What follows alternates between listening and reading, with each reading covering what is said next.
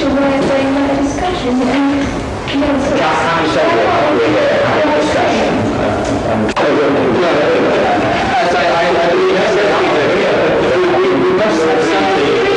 We must have somebody in the discussion who will give us a large dot of something we can't stomach. You brought no with us. Believe me. Don't get the rules.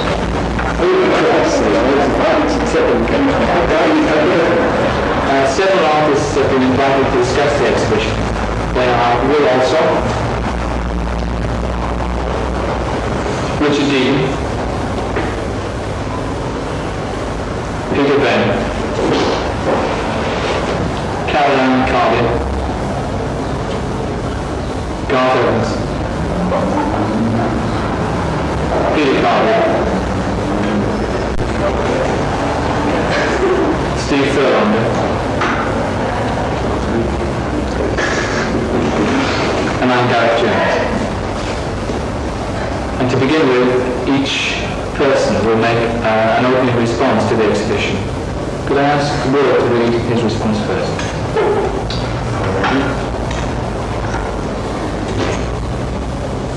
This meeting takes place in the presence of a piece of work which is deliberately chosen to express the method by which it came into existence. The emphasis on method can be seen in historical terms to be an attempt to demystify the artwork, or alternatively, sculpture may be viewed to operate in an adaptive manner, whereby the audience is invited to learn about the making of the sculpture.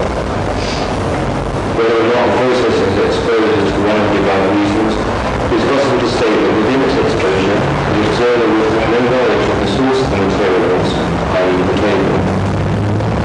Is this realization of importance to the observer? The question can only be answered by speculating on the effect of this realization and whether or not this is satisfactory to the artist. It is my belief that the visitors to this gallery will be satisfied that they have grasped the point or function of the work once they've seen a photograph of the table in its original state. This realization will, in the case of many exhibits, prevent a further inquiry into the work. It is because of this effect that I feel that the process and the final work cannot be exhibited together. The final work denies the potential of the process, and the process does not allow the final work to exist outside its context, which in this example would appear too simplistic to the majority of the audience. It is important to note that the work is seen as final because of its presentation on the plinth, to which each of the elements of the table are fixed to. This suggests that the work has ceased and its state is final. The presentation of the process is deficient in the information which is presented to the viewer. When restraints are imposed on the materials and method of production, one assumes that there must be some basis for the points of decision when they are made and their frequency. The time span of the process is particularly notable in its absence. In which the time will be critical in the negative sense, but it is important to establish the points of failure in this piece of work. One feels it significant to incorporate the process in an exhibition. The potential use of the exposure process has not been utilized in an appropriate manner in the piece of work that confronts us. The piece of work in the gallery exists by common agreement of society that is such a phenomenon as an artwork. Unlike other disciplines, it is possible for the artist to produce work outside any understanding of social determinants that allow it to exist. This observation allows a case to be made for the artwork to possess a function. In building, the final product must take note of social restraints and acceptability because of the government, the users or occupants will abuse it. It therefore ceases to be a building. If, however, the architect presents the future occupant with the process by which a building can be produced, it is possible that the client will produce a building acceptable to themselves, but not restrained by the undue consideration of a generalized view of social determinants. I don't wish to explain the details of this method here, but make reference to it in order to transpose the party situation to the artist. The possible function for the artist, who by definition can exist outside the frameworks of reference for arguments of society, is one that allows them to stimulate change to occur at its natural pace. I assume that at present it is slower than it might be, and the lack of speed is unacceptable to society. The artist who works in the periphery of acceptability is capable of generating a positive response to their audience, and it allows the orchestral function supplying students to change to occur. The full significance of the use of methods of working or process can not be identified. Its use is not as an adjunct to the piece of work, but as a means for the personal production of an artwork. For both uses, when incorporated into an exhibition, become journalism in the sense that they report on events of the past. I propose the process can only be used in a prescriptive manner, where the relationship between artist and audience stroke user is defined as the situation for the production of work. I further propose that the activity of the artist may be situated in the area between the inherent values held by the audience, the activity that they might become involved with, whether this is of creative nature or not. The values outlined in methods of working lies in its depersonalized value as a means of prescribing activity and not content. Finally, I'd like to recall that in aesthetic terms I like to find the work in this category. Which, can you hang on, I'm sorry, I mean that's a very long, as we go.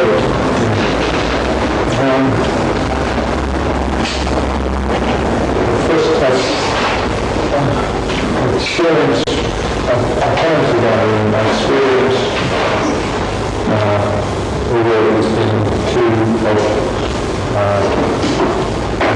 for and recruiting for works and war.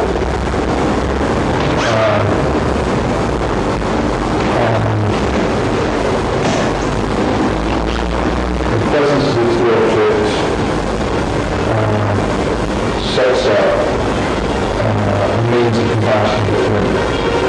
I assume that one seems to inform the other. I found that first instance drawn towards what you photographs has been the first one I did. And following the photographs around the wall, I kept on the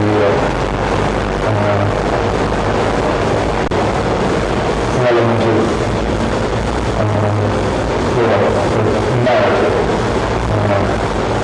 narrative being fragmentation of a table, and that's carried by the operation of the rule, which is the statement that the table is cut uniform thickness and uniform angle.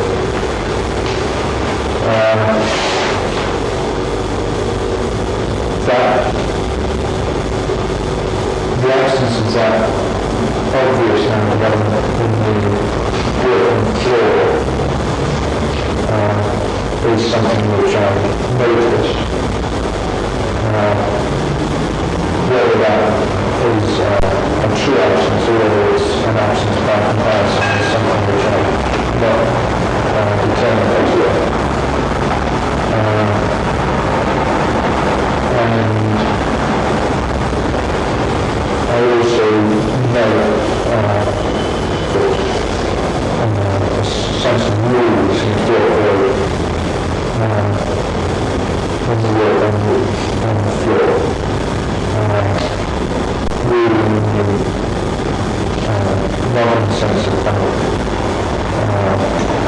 but really in the sense of the way in which the piece is placed on the plates. You might remember the piece on which plates the repetition of the plate. The relevance the numerical element in the photograph seems to break down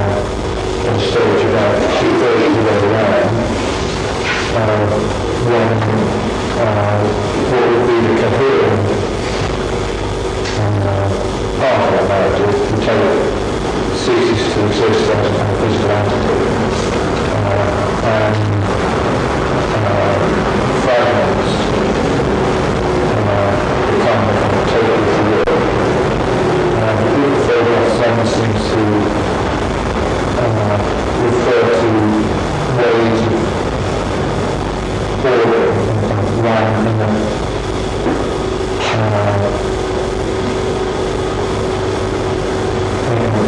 way, and specifically random way, not random in the sense of ordering as a means of showing themselves to be fragments and making themselves into a coherent object.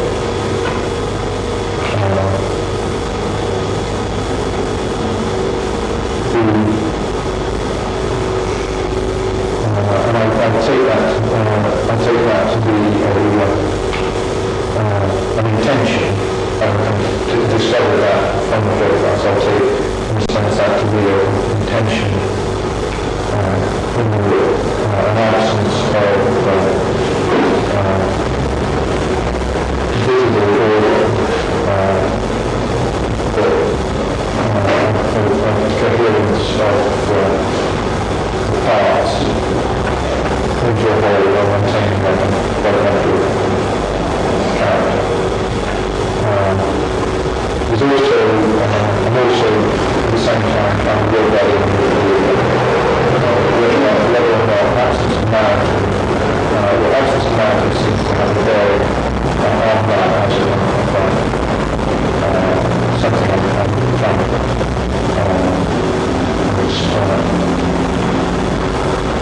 my experience, I sense that being led to that experience, looking at the world. I find after a time that the presence of the two objects and my tendency to operate comparatively and thus to look at relationships between them obstructs my ability to really grasp the issue of absence of inverted.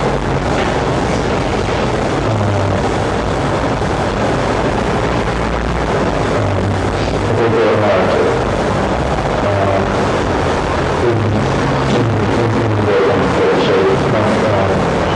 my experience, my confined experience of the moment was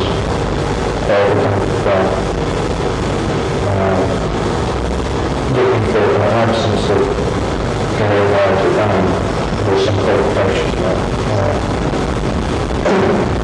But found myself distracted by the comparative relationship set up between the photographs and the work on the floor. That's enough.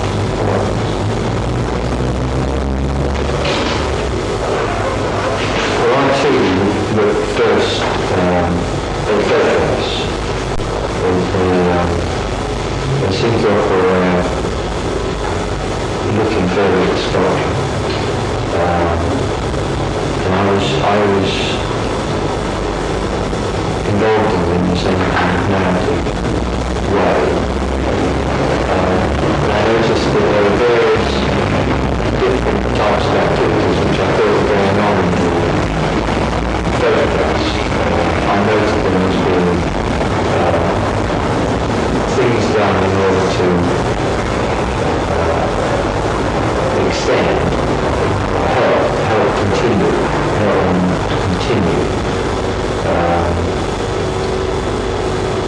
or things which I thought of as arrangements of things already, and there were various displacements and orientations, which I thought to be, in a sense,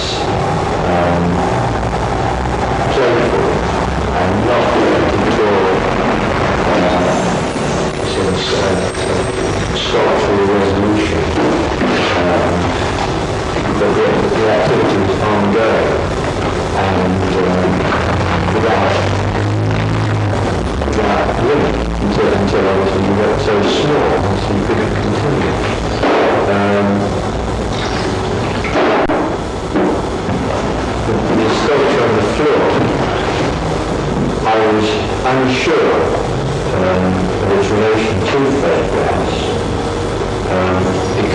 particularly have a sculptural format. It asks to be considered a sculpture, but at the same time, in relation to photographs, it also had a kind of presentation of final state quality to it. Things were offered up, and I was unsure whether they were offered up as sort of residue of what was read, or as something different, or as a finalized state. And my interest now is in the discussion to think more about those kinds of problems between the relation between sculpture and photograph.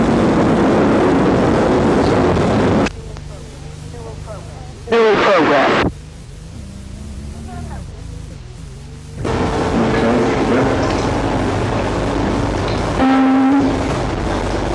Well, I suppose what interested me when I came in was that the photographs display a kind of working process, and that I see the composition of work on the floor as a result of the process. So the work on the floor is like being arrived at from the process. When I looked at the work in photographs, there were some instances which are in the photographs, some incidents which I found very interesting, which when I came to look at the work on the floor, I didn't find some interest. In some ways, I see the sort of process as a way of manufacturing material to work with, so that the originally was sort of tailored has been sort of used and made into material to work with, and the actual work on the floor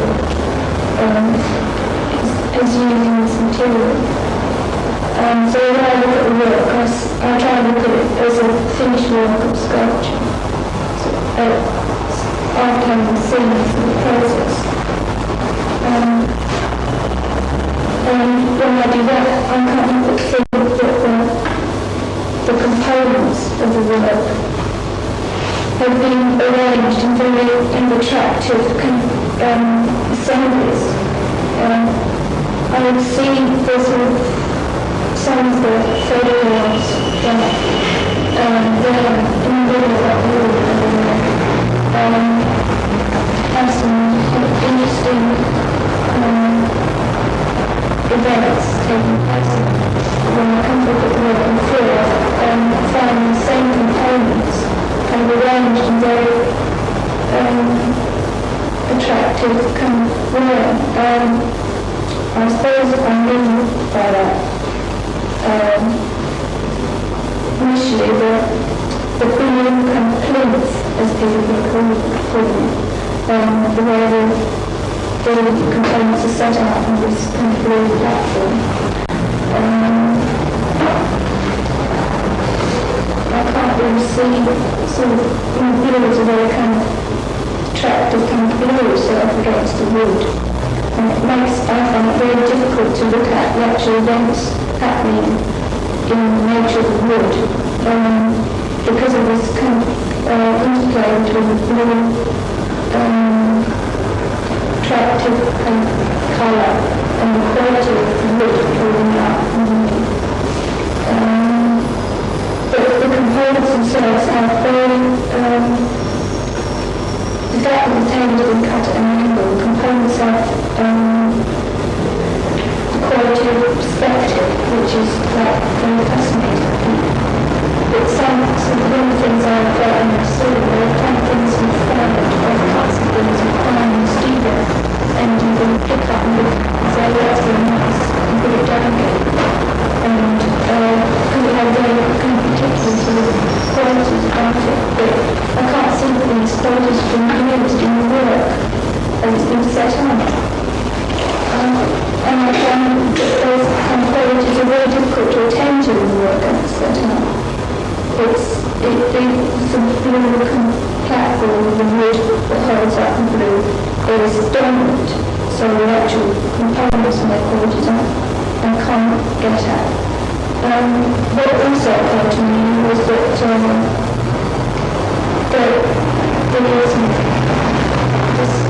rectangles are like very miniatures of tables, taking polygon components, and they're also very separate and have been arranged. And I was thinking of them as in the way you look at photographs around the wall. They're like rectangles containing sort of components. And these are the same things, they're sort of tables which have been, they're rectangles which have been, sort of components have been arranged, and so in that way they relate to the photographs very directly. I don't like it.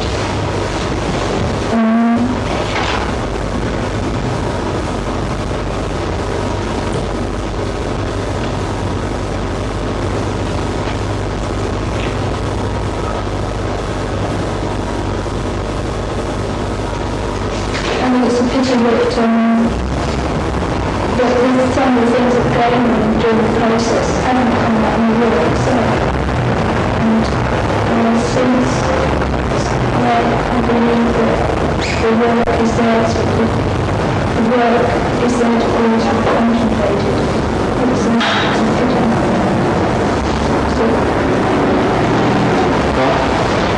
Well, my experience was conditioned by the fact that Gareth had shown me contact prints, I think most of the photographs, quite some time ago, I think almost a year ago. And I was intrigued looking at these contact prints. It seemed to me then that I wasn't quite sure how to deal with the information in the photographs, and it seemed also from talking to Gareth that he himself was uncertain quite where he was doing. I think the position which seemed to have been established was that he was turning a table into a sculpture and photographing it at various stages. This gradually became a process of reducing the table to some kind of elements, as Gareth suggests, for something else. And then various other remarks Gareth had dropped at different times led me to the assumption that he was doing something with these elements which he had derived from side of the table. I was very intrigued to know what it was he was doing with them. And came along here with some expectation of seeing the thing that he had made, the thing that he had made the table into. My initial response was to be extremely disturbed because it was not easy to identify, to find some way of categorizing for myself how he had dealt with this stuff that he derived from the table.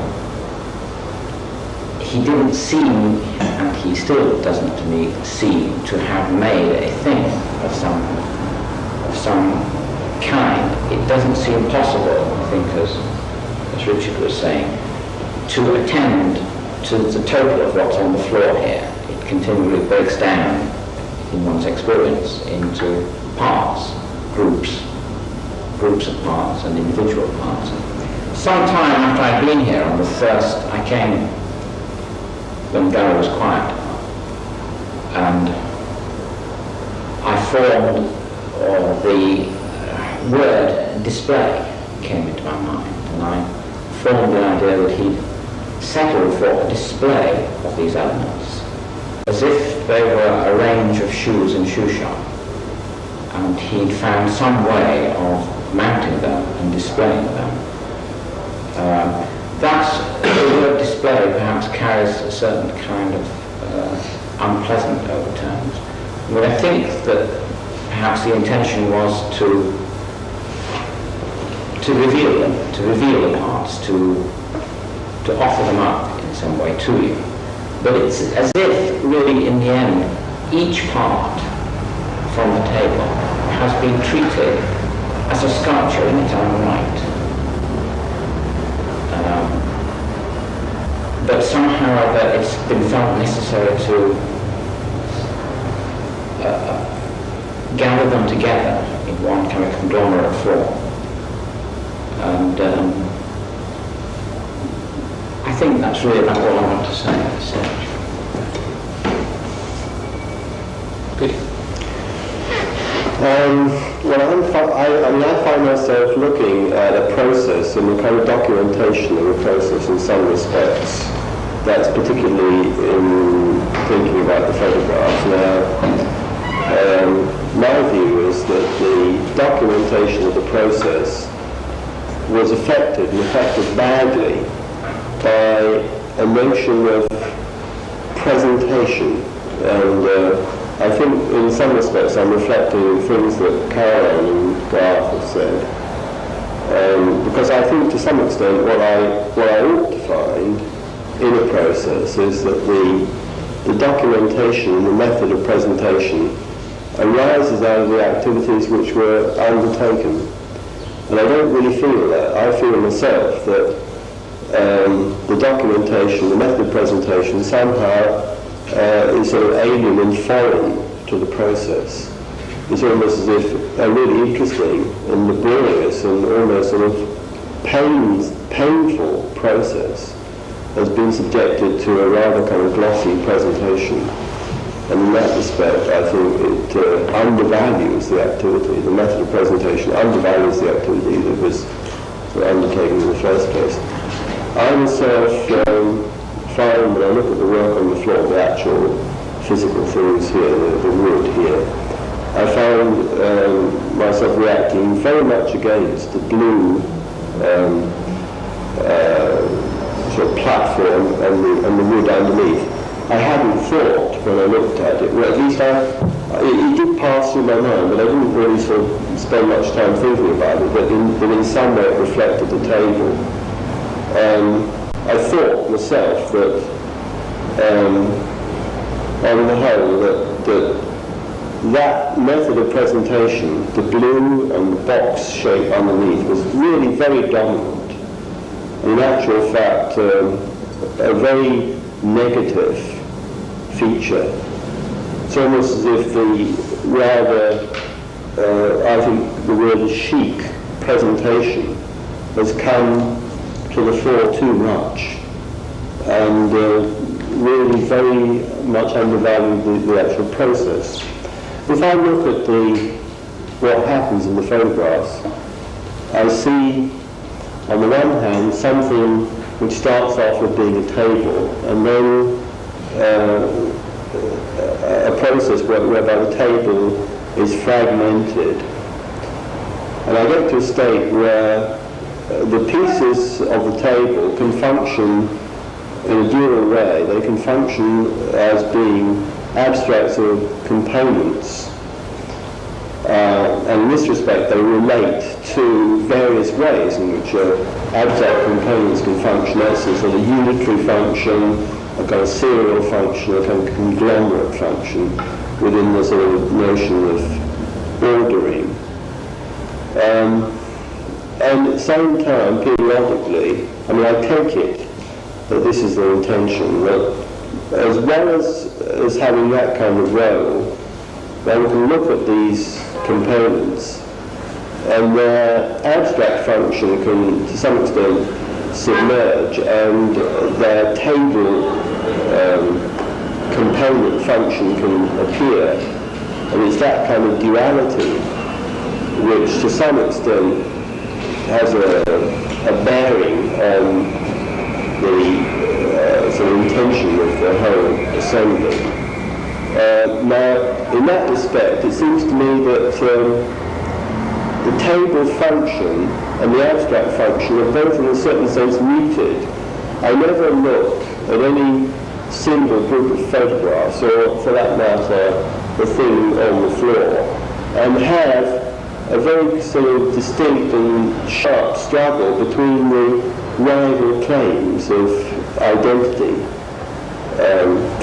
tableness, and the contrary sharp claims of the sort of abstract, ordered role of the sort of components. It's almost as if the polarity is to some extent muted. Then the other point, which I think to some extent continues a kind of carping, critical attitude towards it, which I do feel to some extent. And I find it very difficult to say that in relationship to what I understood to be a very open-ended kind of activity.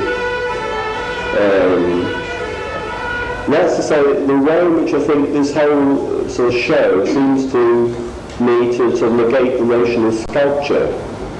Because if I look at any one group of photographs, I can find, I think Caroline made this point, I can find things which I relate to really quite favourably. I don't know that I would, in a sense, want to go down on them, because they presumably have very distinct sort of precedents.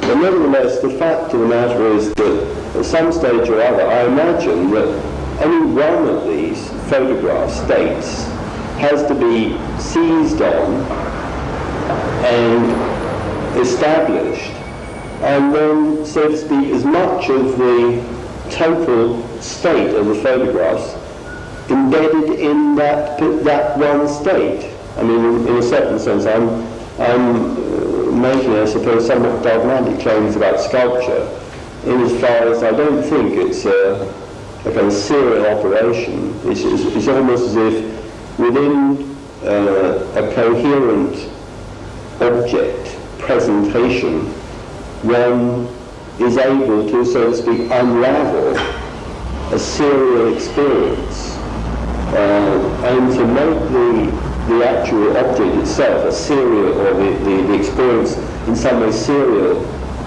through time, to some extent denies the notion, as far as I can see, of sculpture.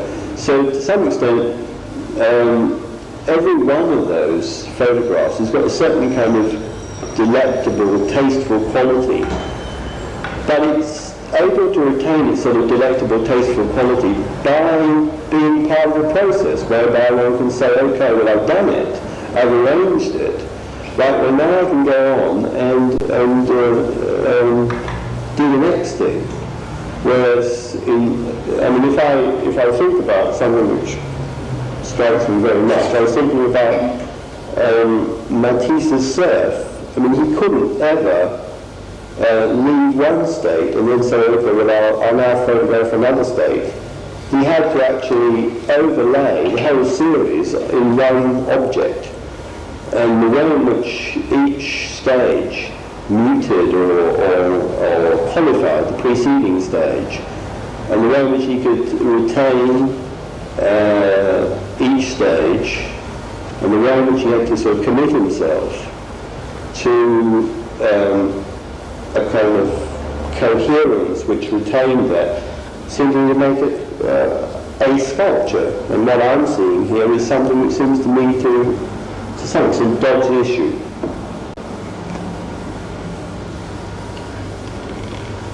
Well, one of the penalties of coming last is that one feels entirely spray and redundant. I mean, You're not last, I'm not. No, I mean, it's difficult. I mean, we were asked to make some kind of, I suppose, response, and that seems to entail a sort of gut reaction to what we perceive when we come in. And we've had a pretty fair roster of opinion, but we've had a lot of speculation as well. And what I'd like to do is, in a sense, try, if it's at all possible, to hark back to what I remember my reaction being on first sort of viewing the piece, and save the speculation for later. I mean, there's something of a Macedonian phalanx I remember popping through my mind. There's something a bit martial, a bit relentless about the way these little fellas are sort of marshalled up here, facing the door, at the ready. There's something odd to, I mean, it's really just pre-associating with the object, I mean, there's something about the way those The bits are disposed on the planes. They seem to pierce. There's a sort of reticulated quality about it. There's also they seem curiously weightless, and that may well be a bit of speculation. It's possibly to do with the fact that there's a lot of cantilever structures in there. There's a lot of dynamic sort of diagonals and so forth, which one knows from one's experience has this effect. A lot of that. It's also very complicated. It's too complex for me to take in one go. Far too complicated. I sort of find myself noting it and noting it as an object that's, I'm speculating again, it's too big for me to grasp. Too much going on there. I acknowledge that there's elements, traces of a utilitarian object in there somewhere. All those joints, all those little bits of grey, and they token the original table, presumably. All right. It's very blue, lots of blue. It's very dominant, that blue, and I suppose that it's a bit. Yes, somebody mentioned, I think, conversationally about it, and I thought it was pretty apt at the time, so I'll claim it for now. There's something too about one of those pictures of Plymouth in the early days of the windjammers, you know, or such and such a harbour after a monsoon, and all these boats go down. Something to do with the plain, the sea, the surface, you know, that's I find quite strong. And at the same time, I'm aware of this rather remorseless tread of the very organised entourage around the walls here. I found myself drawn to the left-hand end because I can read, you see, and I presume that's a consequence of reading. One starts down there for some reason. I don't know why. I'd be interested to find out if anybody else started anywhere else. And once upon a time there was a table. I found myself inveigled into that kind of situation. Once upon a time there was a table, and then, and this is what I think has been turning out of more than once around the table, so to speak.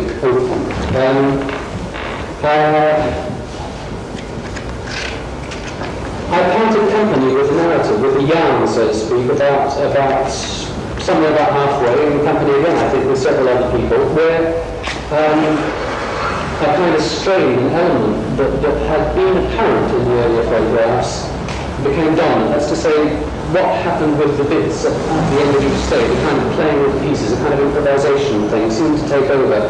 And quite honestly, there was a sort of tension in the title piece as far as I was concerned then. I feel, curiously, as if the photographs might have been assembled in reverse order, and a kind of drama might have entailed, been followed from that, which would have kept my attention for longer. But that was more things to say, but I'm sure that probably come out better in discussion.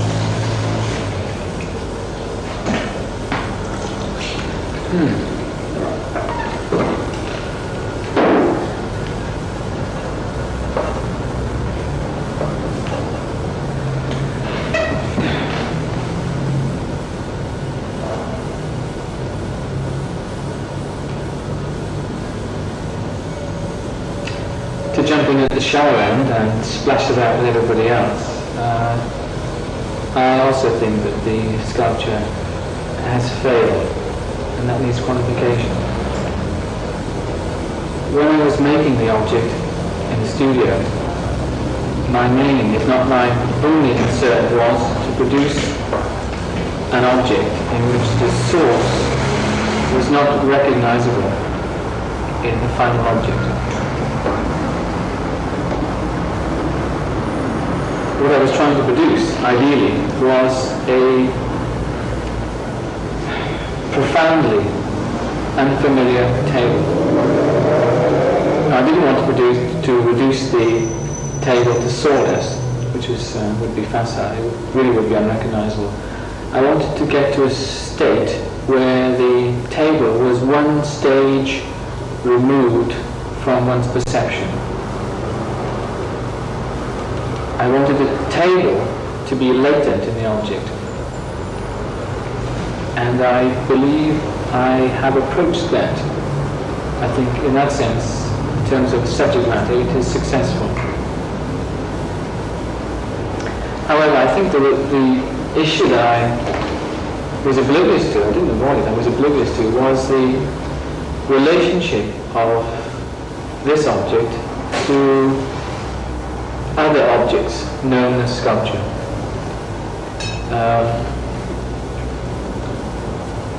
In the privacy of one's studio, I think it's very difficult to concern oneself with broad public issues like that. But as soon as I placed this sculpture in the gallery, I think it became only too obvious, painfully so, that I had produced, in terms of context, a very familiar object indeed. I think the sculpture is riddled with cliches,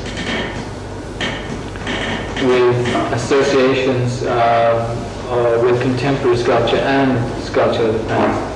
So whereas I think as regards the subject matter of the table, the object is unfamiliar, I think in terms of its sculptural possibilities, it is over-familiar, and therefore a failure.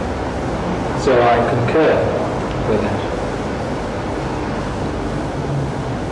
That's all I have to say. Can we simply carry on talking? It's very difficult to know. I mean, a great deal has been said, a great deal has been said to pick up what's ringing in my mind.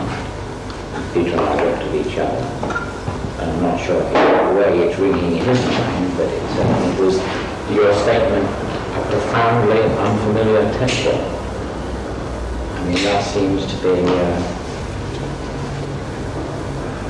an ambition that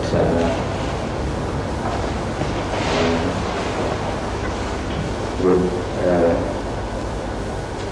be appropriate to somebody producing furniture.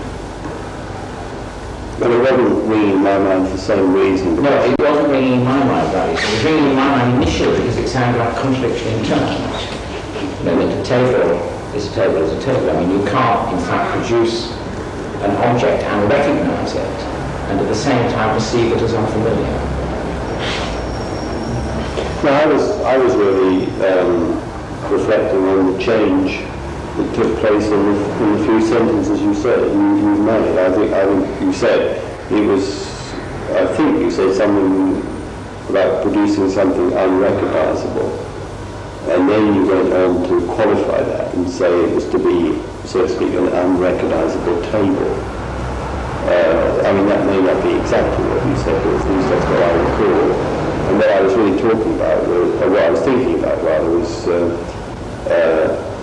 if you deny its tableness, you put it into something else. I mean, there are kind of very convenient neutral stages. So, I mean, I raised my eyebrows at that, and I was sort of relieved and interested when you came across with this idea that it was to somehow reverberate in table when you looked at it, but at the same time to sort of step outside most of one's experience of tableness. And I mean, myself, I'm interested in that.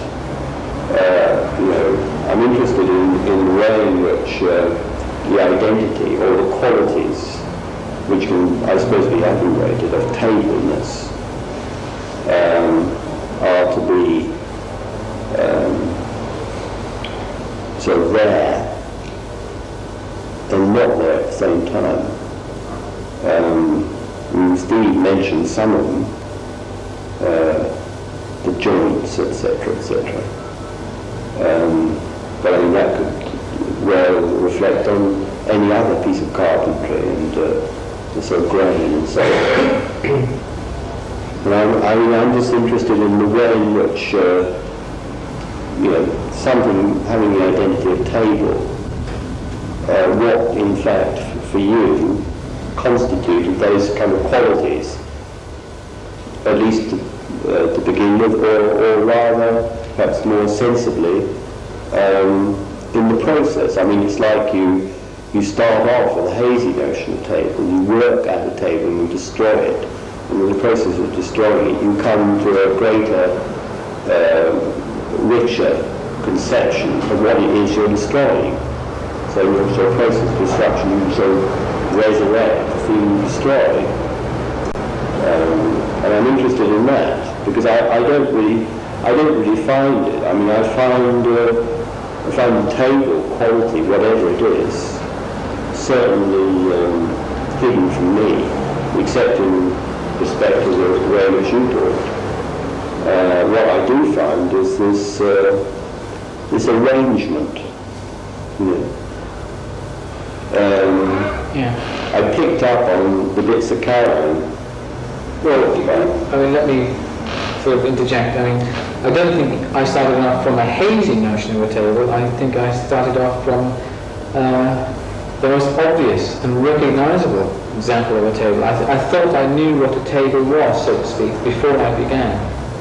So I don't think it was hazy. I mean, the image I took, the object I took, was quite evidently a table. And had an unenriched experience of a table. yes, but it's not hazy. Not hazy. Quite the opposite. Certainly, the things I wanted to evolve was, I mean, it would be possible, presumably, to produce quite a bizarre platform, which one would call a table. I mean, you could employ a joiner, presumably, to produce a table with 3 3/4 legs turned in a very bizarre fashion or something, or with a top which was undulating or whatever. I neither wanted to produce that, nor a Parasaurus, which came from a table, which you have to recognize. I wanted to get to a point, ideally, where, to use your term, tableness was latent in the object. That's my goal. What you're saying is that I've not succeeded, but you wouldn't perhaps disagree with the intentions there. But surely, Gareth, I mean, to take exactly what you just said, what you're after, and the end in view is to establish an object where there's latent tableness. There's a hell of a lot more than that going on now. I mean, what's going on there is sort of gross, is it not, by comparison with that aim. It seems, it is so complicated. I imagine that an awful long way back in